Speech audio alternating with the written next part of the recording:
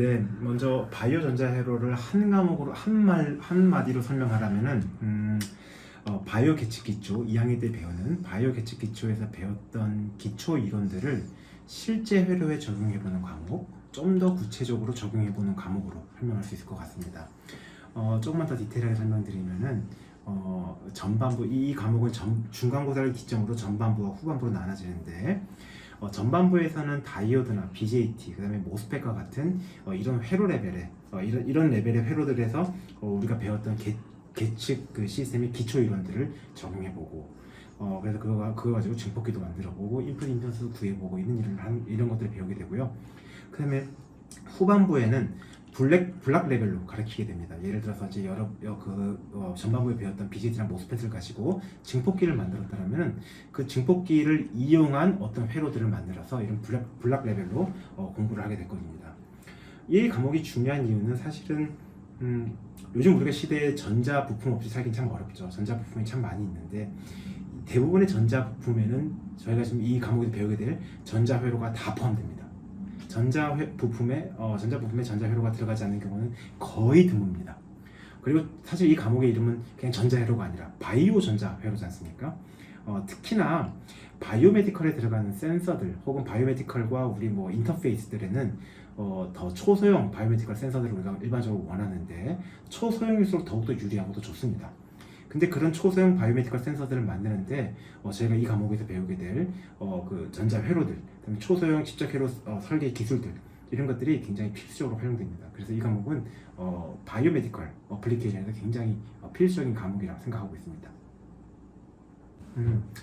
아까 살짝 말씀드리긴 했는데 조금만 더 정확하게 말씀드려 볼게요. 그 전반부에는 다이오드나 BJT, 바이폴러 정션 트랜지스터, 그 다음에 모스펫을 이용해서 증폭기를 만드는 것도 배워요. 커먼 에미터 앰플리파이어, 커먼 게이트 앰플리파이어, 커먼 드레인 앰플리파이어 이런 것들이 있는데 이런 증폭기들을 어떻게 만드는지, 그리고 왜 쓰는지, 그리고 바이오스는 어떻게 잡는지, 인풋 임피던스, 아웃풋 임피던스 어떻게 구하는지 이런 것들을 계산해보고 또 구해보기도 하고 설계해보기도 하고 합니다. 이런 기초 우리가 계측 기초에서 배웠던 그 기초 요인들 적용해서 이런 앰프들을 만든 다음에 이제 중간고사 이후에는 블락 레벨로 배워요. 아까 만들었던 그런 증폭기를 가지고 OPM프를 설계한다고 했을 때 그럼 OPM프를 활용해서 뭘 만들 수 있는데 OPM프를 활용해서 또 예를 들어 액티브 버터워스 필터를 만들 수 있겠죠. 우리가 2차, 3차 필터들을 만들어야 될 텐데 그런 것들을 만드는 방법들을 배운다거나 또는 ADC, DAC, 아날로그 디지털 컨버터라든가 이런 것들을 배우기도 하고요. 또 가장 중요한 바이오메디컬이니까 인스트루멘테이션 앰플리파이어에 대해서 배울 것 같습니다. 인스트루멘테이션 앰플리파이어를 어떻게, 그러니까 앰프 자체를 어떻게 설계하는가가 아니고 그걸 블락 레벨로 이거 그렸을 때 어떻게 설계를 해야 되고 커모드 리젝션 레이저는 어떻게 되고 이런 것들도 배우게 될 거고 어떻게 어떤 컴포넌트 미스매치가 생겼을 때 어떤 이슈가 생기고 이런 것들에 대해서 디테일하게 배우게 될 겁니다.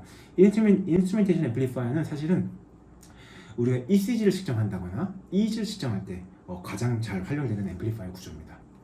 그리고 나서 이제 마지막으로 PPG 회로를 좀 배울 것 같아요. PPG 회로는 이제 그 옵티컬 인스트루멘트를 활용해서 우리 그 피 안에 있는 정보들을 얻어내는 것들인데 굉장히 사실은 바이오메디컬 어플리케이션 굉장히 많이 사용되는 어플리케이션인데 그것에 활용되는 회로를 디테일하게 배울 겁니다. 사실 이렇게 PPG 회로를 배우는 이유가 뭐냐면은 여러분들이 이제 3학년 1학기 이 과목을 들을 텐데 3학년 2학기 때 실험 과목을 듣게 되는데 그 과목에 또 활용되기 때문에 연계해서 배우게 될 것입니다. 사실 말씀드리긴 했었어요. 그렇죠? 미리 듣고 오면 좋은 과목은 바이오 계측 기초입니다. 2학년 때 그 과목을 2학년 2학기 때 들으실 건데 그 과목 꼭 들으시길 바랍니다. 그 과목을 들으신 다음에 3학년 1학기 때 바이오 전자 회로 과목을 들으시면 돼요. 3학년 1학기 때 바이오 전자 회로 과목을 들으시고 3학년 1학기 때 들었던 바이오 전자 회로 과목에서 아까 말했던 3학년 2학기 실험에서 계측 기초 실험에서 나올 과목 그 회로들의 이론들을 가르쳐 주거든요. 그래서 3학년 2학기 계측 기초 수업을 기초 실험할 때 배웠던 이론을 가지고 직접 해보는 이런 그러니까 이론과 실험이 연계되는 이런 셋업으로 구현되어 있고요. 그 다음에 이제 4학년 때는 이제 제가 또 가르치고 있는 그 생체 계측 기초 회로 설계 과목을 들으시면은 쭉 연결됩니다. 2학년 때부터 4학년 때까지 쭉 연결되는 시스템으로 설계되어 있습니다. 네, 사실 이 과목은 올해 이제 개설되었기 때문에